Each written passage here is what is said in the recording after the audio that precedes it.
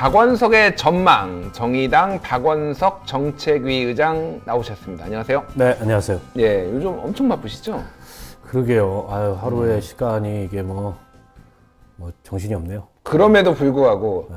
나와서 전망을 해주시기 위해 그 바쁜 시간을 쪼개서 여기 나오셨습니다. 말이에요. 지금도 뭐 정신없이 있다가 방송 예. 시간 됐구나 이러고서 택시 타고 정신없이 왔어요. 그러셨습니까? 네. 지금 이번에 고향 을이죠. 을이죠. 네. 을에서 출마를 하시잖아요. 네. 뭐 선거운동은 잘 되고 계신가요? 아직 본격적인 선거운동에 착수를 못했어요. 예. 제가 지금 중앙당 정책위의장 맡고 있다 보니까 그러니까요. 지금 이제 총선 공약들을 마무리하고 있는 시기여서 또 이제 하나씩 주요 공약들을 발표하고 있는 시기여가지고 예. 그게 일단 좀 바쁘고 또 정의당이 이번 주 일요일 날 이제 전국위원회를 하는데 예. 전국위원회에서 총선 기본 계획하고 또 정책 공약의 주요 기조, 핵심 공약, 뭐 비례대표 선출 방법 이런 것들을 확정하게 돼 있어요.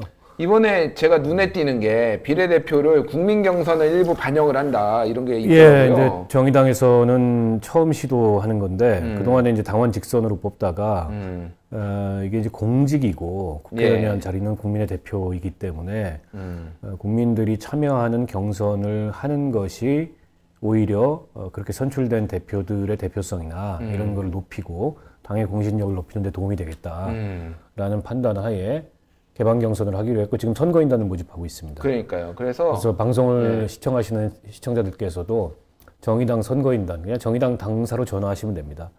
선거인단에 참여해 주시면 선거인단들의 의견이 30% 반영되도록 되어 있습니다. 홈페이지에서도 가입할 수 있나요? 네.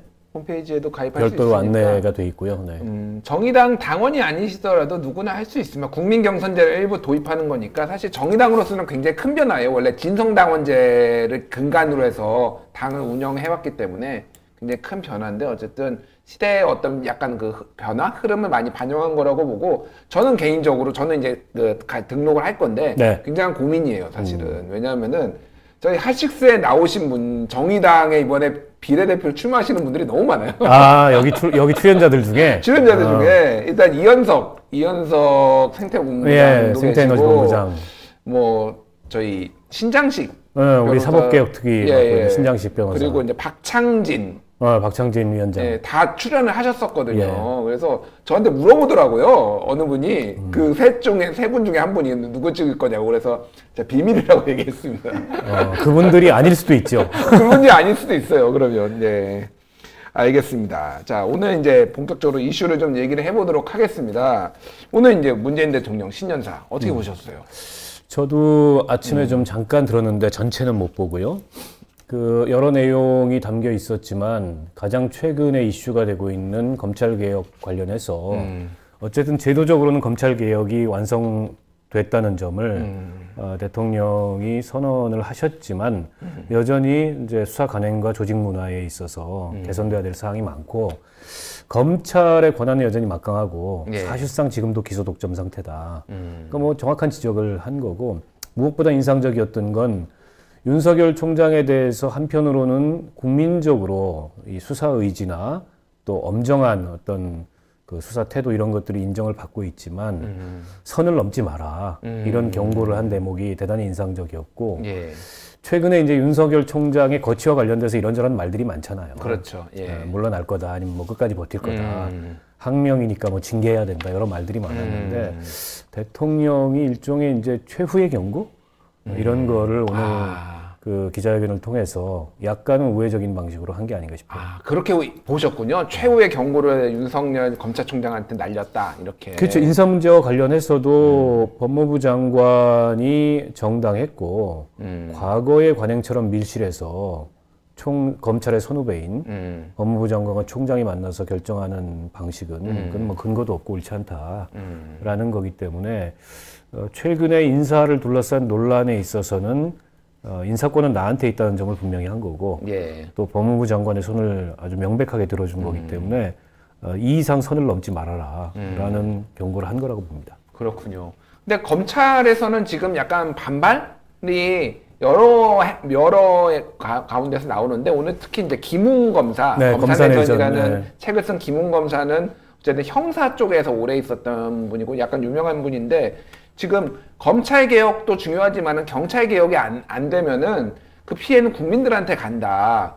왜냐면 이제 지금 뭐 경찰한테 힘이 독점돼 있고 게다가 정보경찰 이런 것들 뭐 자치경찰제 이런 거 경찰 개혁 하겠다라고 한 거는 하나도 안 이루어진 상태에서 검찰 개혁만 되는 거에 문제 있는 거 아니냐라고 하면서 사표까지 썼어요. 그건 어떻게 좀 봐야 되나요? 그 일부 뭐 아주 격한 그 심경을 토로를 했습니다만 원론적으로 김웅 검사가 지적한 얘기들은 귀담아 들어야 될 대목이 저는 많다고 생각해요. 아, 예. 이게 검경 수사권 조정에 있어서 그동안에는 워낙에 검찰이 무소불위의 권한을 갖고 행사를 했기 때문에 예. 검찰의 힘을 좀 빼야 된다. 그래서 검찰이 갖고 있는 수사권, 기소권 뭐 이게 다 독점나고 있는데 예. 그걸 나눠야 되고 그래서 공수처도 필요하고 검경 수사권 조정도 필요하다라는 목소리가 컸지만 지금 이제 검경 수사권 조정이 이루어졌지만 경찰이 갖게 될 그런 어떤 과거보다 훨씬 더 커진 그런 권한에 대해서 내부에 제대로 된 자정과 견제의 시스템이 만들어지지 못한 건 분명합니다. 그런 면에서 봤을 때 경찰에 대한 이제 옴부즈만 제도도 마련이 돼야 되고 예. 또 경찰 개혁안 이제 안으로 과거에 나왔었던 예, 예. 수사경찰과 정보경찰을 분리하고 자치경찰제 실시하고 이것도 반드시 돼야 돼요. 그렇군요. 그렇지 않으면 예. 국민들이 검찰에 대해서 불신하는 것 못지않게 예. 또 일선 그 우리가 생활 그 과정에서 예. 경찰을 많이 만나게 되잖아요. 사실 일반인들은 검찰보다는 경찰을 더 많이 훨씬 만나게 많죠. 되죠. 근데 예, 예. 그 경찰의 말하자면 그 업무 관행에 대해서도 국민들이 갖고 있는 불신이나 불만이 적지 않아요.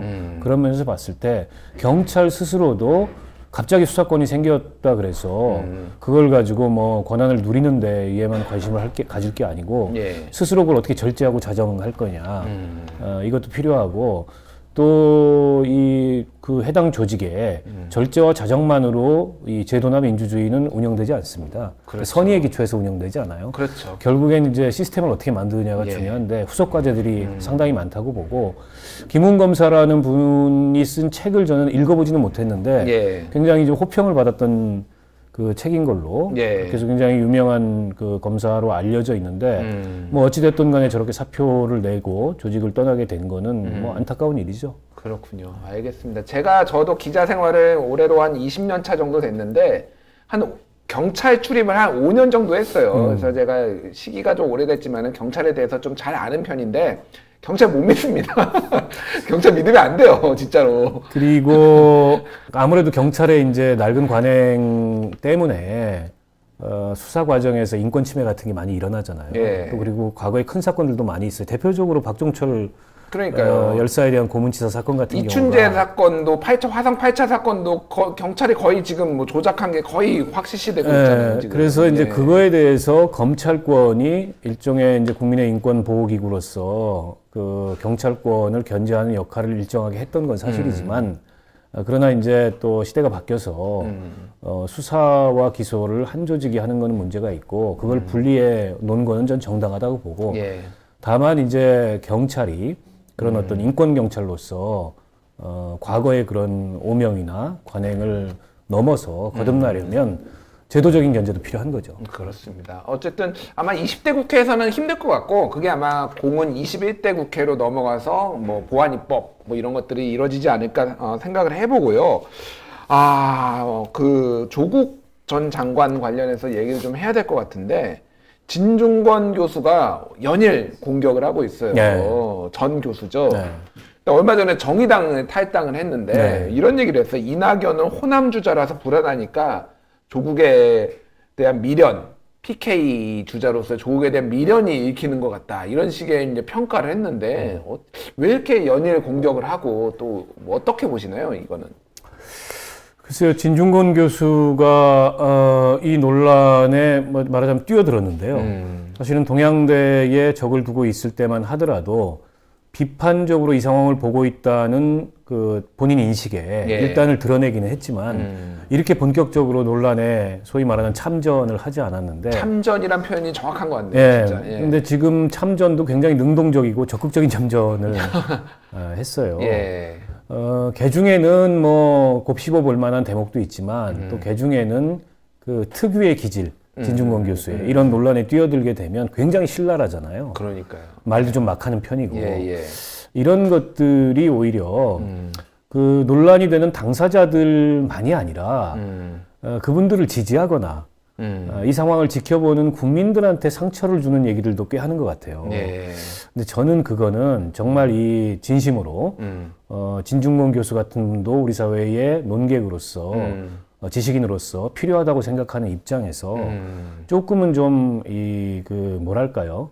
그 같은 논쟁을 하더라도 그 논쟁의 톤과 매너에 대해서는 여러 가지를 좀 생각을 해보셨으면 좋겠다. 그러게요. 예. 신랄함이 정당함을 뒷받침하는 건 아니고 또 뭐 신랄함이 옳음을 증명하는 것도 아니고 신랄함이 본인이 주장하는 주장이나 논거의 정당성을 뒷받침하는 것도 아니거든요.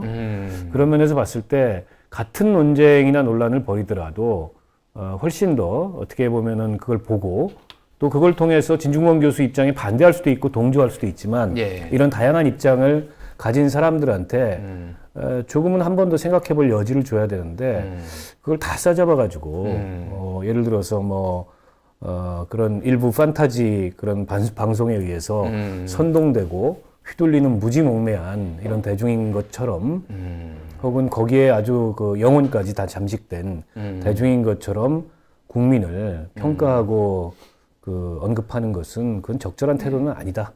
너무 공격적인 거는 맞는 것 같아요. 그래서 정의당 윤수아 원내대표하고도 썰전이 있었어요. 그 탈당과 관련해서 조용히 해달라고 했는데 왜 이렇게 윤수아 원내대표가 약간 그 공격이라고 해야 되나? 뭔가 언급을 하니까 조용히 처리해달라고 했는데 왜 그랬냐라면서 이제 했는데 어떻게 이건 좀 당내 일이긴 하지만 어떻게 좀 보셨나요? 글쎄요, 뭐 진 교수가 최초의 탈당 의사를 밝혔을 때 만류를 했던 건 뭐 사실이에요. 사실이죠. 그리고 본인도 네. 탈당 의사를 철회했던 건 사실인데 그 뒤로 탈당계를 명시적으로 내지는 않았지만 언론 보도를 통해서 그런 의사를 갖고 있다는 게 알려졌기 때문에 본인 의사를 존중해서 탈당 처리를 한 건데 우리 원내대표께서 무슨 생각이었는지 굳이 그거를 언급을 하셔서 마치 굳이 왜 그러셨을까 저도 그 생각이 뒤끝이 있는 것처럼 또 지금 진중권 교수의 그 심리적 상태는 어떤 그 상황이라도 발생하면 예. 그 상황에 대해서 굉장히 지금 뭐 말하자면 응전을 할 준비가 돼 있는데 굳이 그래야 됐을까 싶은 생각은 있어요. 그러니까요. 사실 뭐 좀 개인적인 얘기를 하자면은 제가 이제 제 페이스북에다가 그 제가 이제 한국 기자협회부에 칼럼을 연재를 하는데 JTBC가 신년 토론회 한 것에 대해서 굉장히 비판적으로 써놨어요. 예전에 멤버들이 10년째 나오고 있다. 언제적 전원책이고 언제적 유시민이고 언제적 진중권이냐. 안 바뀐 이게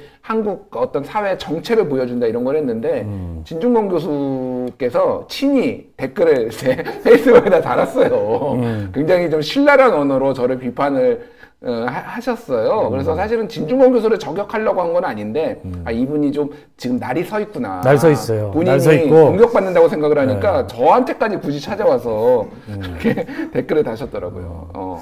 그 레가시 미디어를 떠난 사람으로 보는 거지 뭐. 아 그런 건가요? 레가시 미디어 있었으면 공격 안 했을 텐데. 아 그렇군요. 알겠습니다. 예. 본격적으로 자 전망을 좀 해봐야 될 것 같습니다. 일단 그 뭐 워낙 쪽집게로 유명하신 분이니까 저희가 항상 영상 지난주 영상부터 먼저 보고 예. 한번 얘기를 해보도록 하죠. 박제 영상 보여주시죠. 지난주하고 거의 비슷한 전망입니다. 그러니까 47, 49의 범위 내에서 움직인다. 편차 큰 거 아닌가요? 48, 49라고 하죠. 48, 49로 예, 좀 좁혔습니다. 알겠습니다. 자, 자유한국당과 민주당, 정의당 두 당이 당분간 이제 이슈들이 있기 때문에 떨어지지는 않을 것 같아요.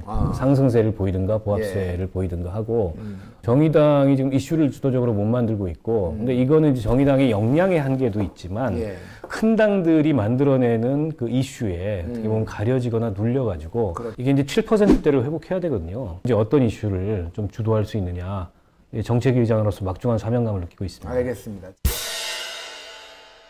네, 일단은 다 맞았어요. 정의당 빼놓고는. 두 개 맞아야 되는데 다른 건 안 맞아도. 네, 일단은 대통령 먼저 국정수행 평가 볼까요? 뭐 지지율이라고 쉽게 얘기하는데 49에서 48.8이니까 그냥 뭐 보합세, 약보합세 뭐 네. 거의 비슷할 거다 얘기했는데 네. 그대로 뭐 했네요. 네. 뭐 그거는 그냥 뭐 그 말씀하신 거의 그 내용인 것 같아요. 뭐 특별히 많이 오를 이슈도 없고 떨어질 이슈도 없었다. 네. 그렇죠. 지금 뭐 그 정권 입장에서 제일 부담스러운 거는 지금 정권을 향한 수사가 제일 부담스러운 건데. 네. 근데 그 수사가 뭐 지지부진해요. 그런데다가 이제 이번에 검찰 인사가 나면서 수사 동력이 더 약해질 가능성도 지금 없지 않아 생겼고. 근데 검찰 이번 인사에 대해서는 제가 다른 여론조사를 보니까 좀 비판적인 여론들이 많더라고요. 그게 이번 주에 어떻게 나타나냐에 따라서 대통령 지지율에 영향을 미칠 수 있는데, 근데 그것도 대통령과 그 검찰총장이 직접 맞서는 형국이기보다는 예. 법무부 장관과 뭐 검찰총장 사이에 이런 구도로 비춰지고 있어서 예. 지지율에 뭐 큰 영향을 줄 것 같지는 않고, 이 자유한국당 입장에서는 연일 통합의 군불대기를 하고 문재인 정부에 대해서 뭐 좌파 독재의 폭정 이런 그 구도를 계속 던지는데 사실 여론에 별로 반향이 없어서 총선 전략에 대해서 여러 가지 좀 노심초사할 거예요. 그렇군요. 그 정당 지지율을 한번 보면은 더불어민주당이 41.8에서 41.1로 약간 떨어졌고 자유한국당도 조금 떨어졌네요. 32.1에서 31.3. 그럼 도대체 양당 거대 정당이 떨어졌으면 다른 당이 올라야 되는데 다른 당은 다 어디 갔나요? 정의당은 똑같습니다. 5.5 대 5.5. 네. 바른미래당도 0.1%. 민주평화당이 좀 많이 오르긴 했네요. 근데 어쨌든 모르겠어요. 이거 지금 뭐 그러니까 부동표가 많아지는 건가요? 이게? 뭐 그렇다고 볼 수 있을 텐데 예. 이런 현상이 나타나는 원인은 결국엔 이슈입니다, 이슈. 그러니까 두 거대 정당을 중심으로 정치 이슈가 형성이 되고 예. 그 정치 이슈가 회자가 되기 때문에 다른 당들이 그 이슈에 가려가지고 뭐 별다른 힘을 못 쓰는 거고 예. 이제 자유한국당 그 보수정당 쪽에서 이제 통합이 큰 이슈가 됐잖아요. 그러니까요. 그래서 뭐 혁신통합추진위원회도 구성이 되고 또 새로운 보수당과 자유한국당 간의 통합 채널도 예. 지금 형성이 되고 이게 당분간 좀 이슈를 주도할 것 같고 민주당은 이제 영입과 다른 한편으로는 이제 시작될 텐데 아마 공약 발표 예. 이런 걸 통해서 또 이슈머리를 할 거기 때문에 결국 그 두 당을 제외한 다른 정당들이 어떤 이슈를 만들어내느냐가 관건인데 한 가지 변수는 있겠죠. 이제 안철수 전 의원이 귀국을 하면 예. 이른바 이제 중도라고 얘기하는 제3지대 내에서 어떤 꿈틀거림이 형성이 될 것인가. 일단 보수 대통합에 대해서는 비판적이고 참여 안 할 것처럼 메시지가 나왔어요. 네, 그 뭐 예상됐던 바이기도 하고 뭐 그럼 일단 새 정치가 아니잖아요. 예. 그래서 그게 뭔가 이렇게 꿈틀거림을 만들어낼 거냐, 아니면 그냥 차차 속에 미풍으로 그칠 거냐. 이게 결국엔 총선 구도 형성에 있어서 당분간 중요한 변수가 되지 않을까 싶어요. 그렇군요. 이거 말고 다른 그 뭐 여론조사 결과를 몇 개를 보겠습니다. 일단 그 1월 8일에 이 검찰 인사에 대한 국민 여론이 나왔는데요. 잘못했음과 잘했음이 그 좀 그래프가 검경 수사권 조정이 아니라 검찰 인사에 대한 국민 여론이 잘못했음이 좀 더 높아요. 잘했음보다 오차범위 내이긴 한데 이게 약간 팽팽하게 지금 맞붙은 상황이에요. 게다가 더 놀라운 것은 보통 이제 이게 표준분표를 그려야 되거든요. 근데 매우 잘못했음과 매우 잘했음이 매우 이렇게 극단적으로 좀 많은 거는 이게 약간 양극화가 돼 있구나. 이 사안에 대해서는 이렇게 저는 이해를 했거든요. 어떻게 좀 보시나요, 이거? 지금 뭐 그 서초동과 광화문 집회 이렇게 대립하듯이 양극단화된 이 검찰 개혁이나 혹은 조국 전 장관 수사 이런 걸 둘러싼 그 여론 지형이 있죠. 예. 그게 고스란히 지금 여론조사에 반영이 되는 것 같고 잘못했다는 응답이 거의 40% 가까이 매우 잘못했다가 40% 나온 걸로 제가 40%입니다. 47 중에 40이 매우 맞습니다. 잘못했다는데 이례적이에요, 사실 그렇게. 이번에 이제 검찰 인사가 전격적이기도 했고 종로의 방식을 다 이제 뒤집은 예. 그런 이례적인 수사이기도 했고 또 한편으로는 결과적으로 현 정권을 향해서 수사를 해오니까 그걸 막으려고 이런 인사를 무리한 인사를 한 거 아니냐 이런 이제 비판적인 여론이 이 좀 형성이 일정하게는 돼 있는 것 같고 특히 이제 젊은 층에서 굉장히 비판 여론이 높은 것 같아요. 예. 뭐 20대라든지 이런 층에서 비판 거기에서 이제 문재인 대통령 지지율과 자유한국당 지지율을 비교해 보면은 네. 비교가 어려울 정도로 차이가 남에도 불구하고 이 사안에 있어서는 뭔가 좀 비판적인 여론들이 훨씬 더 많이 형성이 돼 있고 또 이제 언론 보도가 아주 집중되면서 또 비판적인 언론 보도들이 많이 나갔잖아요. 예, 그런 예. 것도 영향을 좀 미치지 않았을까 싶어요. 그렇군요. 알겠습니다. 자, 중동 호르무즈 해협 파병에 대한 국민 여론을 한번 볼게요. 이거 같은 경우에는 반대, 가면 안 된다, 파병하면 안 된다라는 목소리가 더 높고 정의당도 파병에 대해서는 좀 신중하자라는 입장인 거죠. 저희는 반대하는 입장이죠. 반대하는 네. 입장인 거죠. 그러니까 지금 미국이 뭐 은근히가 아니고 거의 노골적으로 물밑으로는 예. 파병을 요구를 하고 있는데 주한 미국 대사가 해리 네. 해리스가 무슨 거의 요청하듯이 이렇게 압박하는 건 또 처음 봤습니다, 저는. 근데 이제 그 과거 같으면 파병해야 된다는 여론이 더 높았을 거예요. 과거 이라크 파병이라든지. 그래, 노무현 왜냐하면 정부 때, 이제 예. 동맹의 가치가 훨씬 더 중요하다. 한미 동맹은 현실인데 우리가 현실을 넘을 수 있느냐 이런 여론이 많았는데 이게 우리 군대의 외국 파병에 대해서 이제는 국민들이 생각하시기에 정말 그게 꼭 우리 입장에서 가야 되느냐, 네. 간담회 실익이 있느냐, 그리고 얼마나 위험하냐 혹은 얼마나 안전하냐 이런 거를 좀 균형 있게 보는 관점으로 이게 관점 전환이 좀 된 것 같아요. 예. 그렇다 보니까는 반대 여론이 이렇게 높은 거고 지금 특히나 이제 그 이란과 미국이 충돌하고 있는 상황은 이란이 뭐 실수도 했습니다. 예. 민간 항공기를 격추시켜가지고 그렇죠. 물론 다 인정을 했지만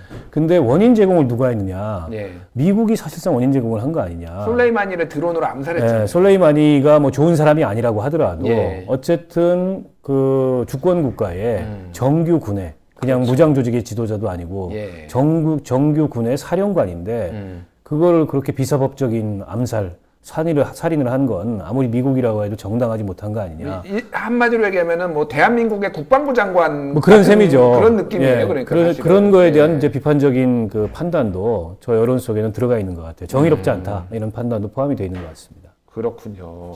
자, 검경 수사권 조정에 대한 국민 여론을 뭐 마지막으로 한번 보죠.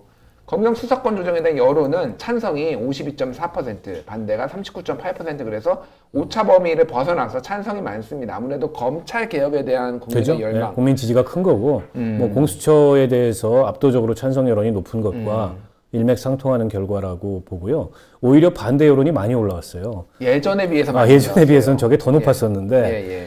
그건 이제 뭐 이 정치적인 이 예. 대결 구도가 특히 이제 검찰 인사권 이런 걸 둘러싸고 대결 구도가 격화돼서 반대 여론이 높아진 것 같은데 어쨌든 저 결과에서 볼 수 있듯이 검찰 내부에서 이 문제에 대해서 저항하는 것과는 다르게 국민들의 다수는 검경 수사권이 필요했고 예. 또 이번 국회에서의 그 법안 통과가 정당했다 이렇게 평가하고 계시는 걸로 봅니다. 그렇군요. 그래서 묘한 것은 검경 수사권 조정에 대해서는 찬성이 더 높은데 검찰 인사에 대해서는 어쨌든 오차범위 내지만 반대가 더 높았다. 네. 이게 좀 약간 뭐 서로 그런 밸런스를 맞춰가면서 지금 여론이 움직이는 것 같다라는 거를 말씀을 드리고요. 자, 이제 지금 현안들이 이번 주의 정치 현안들이 일단은 뭐 이낙연 총리가 당에 복귀를 할 것이고 정의당에서도 또 이제 뭐 국민 경선과 관련해서 뭐 이런 것들이 정해지고 네. 안철수 대표가 아마 이번 주 중에 19일이 아버지 부친 생일이라서 뭐 주중에 지금 올 것으로 예상이 그러네요. 되고 있어요. 굉장히 많은 현안들이 있는데 일단 전망으로 한번 가보시죠. 뭐 어떻게 보시나요?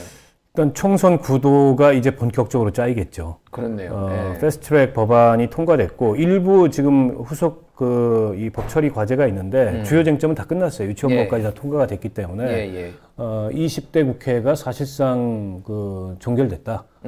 이렇게 봐도 무방할 거고 물론 총선 체제로 넘어간다. 임기는 남아 있습니다만 예. 이제 총선 체제로 넘어간 거고 총선 체제로 넘어갔을 때 이제 여당 같은 경우에는 이제 공천관리위원회를 구성을 했잖아요. 예. 그래서 어떻게 혁신적인 공천을 하느냐 이런 게 이제 주된 관측 포인트일 거고. 예. 그리고 자유한국당을 비롯한 이 보수 정당 진영은 결과적으로는 이제 통합이겠죠. 그 통합의 그 주요 세력 범위가 어디고, 그다음에 그 통합의 가치가 뭐고, 예. 그리고 어떤 면면들이 그 통합의 일선에 등장을 하느냐, 황교안은 계속 리더십을 행사하느냐, 아니면 행사하지 않느냐. 저는 물러날 거라고 관측을 했는데 그러니까 언제 물러납니까 도대체? 아니 지금 이제 1월이 많이 남았잖아요. 통합하려면 물러날 수밖에 없어요. 황교안 원톱 리더십 가지고는 저는 통합이 안 될 거라고 보고 예. 그 새로운 보수당을 비롯한 상대들도 용인하지 않을 거라고 보고 아니 보수 통합은 될 거라고 보시나요? 어떻게 보세요? 저는 어떤 범위에서든 된다. 그게 최소 범위일 수도 있고 예, 뭐 예. 빅텐트일 수도 있는데 빅텐트까지는 쉽지 않고요. 그러니까 예. 중도까지 포괄하는 빅텐트는 쉽지 않을 거고 예.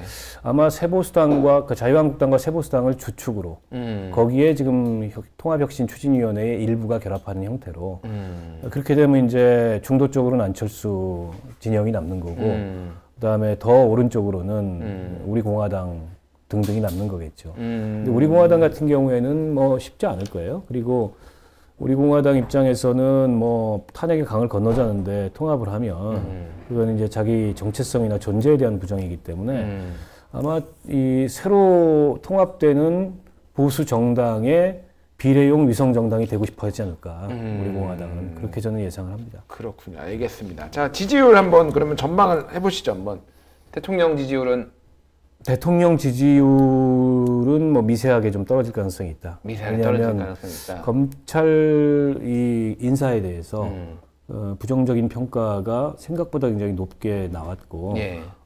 이게 이제 뭐 오늘 신년사를 했습니다만 당분간 이슈를 차지할 가능성이 높아요.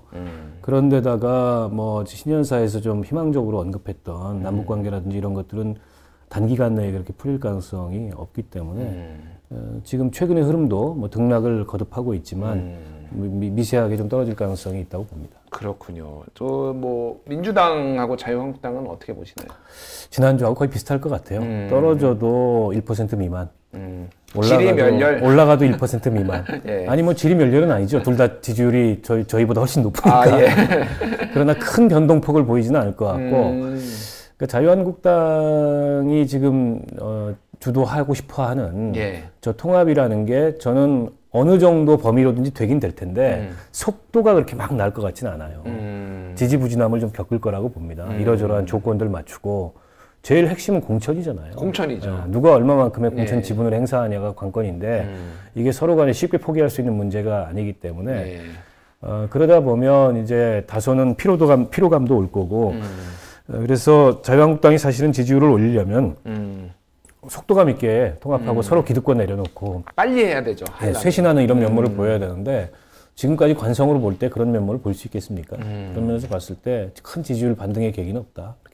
그렇군요. 정의당은 5.5%에서 지금 헤매고 있습니다. 네, 이게 큰일입니다. 그래서 정의당은 두 가지입니다. 하나는 이번 이제 주말에 예. 전국위원회를 계기로 정의당의 총선 기본 계획을 확정하고 이 거대 양당이 주도하는 구도 속에 정의당은 뭘로 어떤 구도로 여기 뛰어드느냐, 그게 예. 유권자들한테 어떻게 보이느냐, 이게 관건일 거고. 지금 아까 모두에 하셨던 비례대표 선출의 새로운 방법. 이게 아직 국민적으로 붐이 안 일고 있어요. 흥행을 하려면은 네. 좀 해야 되는데. 별로 안 알려졌어요, 여전히. 그러니까요. 그래서 이걸 최대한 알리고, 여기에 이제 참여하는 붐을 좀 일으키고, 그러려면 이제 비례대표로 출전하겠다는 분들의 면면에 대해서 예. 국민들이 좀 기대하고 이런 면들이 좀 있어야 되잖아요. 그렇죠. 그래서 영입이라고 볼 수는 없지만 일종의 이제 그 이자스민 의원 뭐 이런 분들 영입했을 때와 같은 그런 뭔가 2차 흐름이 좀 돼야 될 시점이고 예. 또 한 가지는 이제 정책 공약에 대해서 지난주에 이제 저희가 기초자산 3천만 원 이걸 발표한 이후에 논란이 상당히 일었어요. 그렇죠. 논란이 일었다는 거는 아무 논란이 없는 것보다는 훨씬 좋은 겁니다. 근데 그 이제 뭐 얘기는 이제 무풀보다 악플이 낫다. 뭐 아니 이런 근데 거죠. 이제 재원 마련 문제나 이런 걸 가지고 예. 포퓰리즘 아니냐 이제 시비를 거는데 예. 저희가 그게 왜 포퓰리즘이 아니고 지금 현재의 그 재원으로 충분히 가능한지 차분하게 설명을 상속세 드릴 근거가 갖고 예. 있고요. 그걸 전달이 되면 여론이 좀 개선되리라고 보고 내일 저희가 이제 부동산 정책에 대한 공약 발표를 앞두고 있는데요. 예.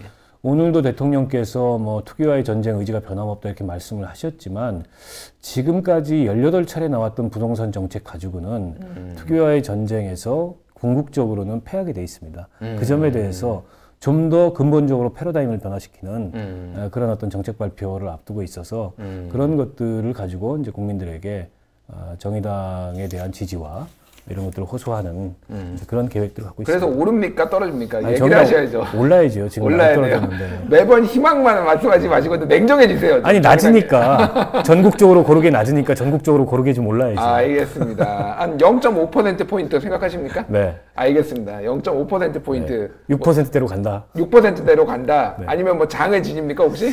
글쎄 뭐 안 나오면 되죠. 뭐 잠깐 있을 필요가 있습니다. 알겠습니다. 예.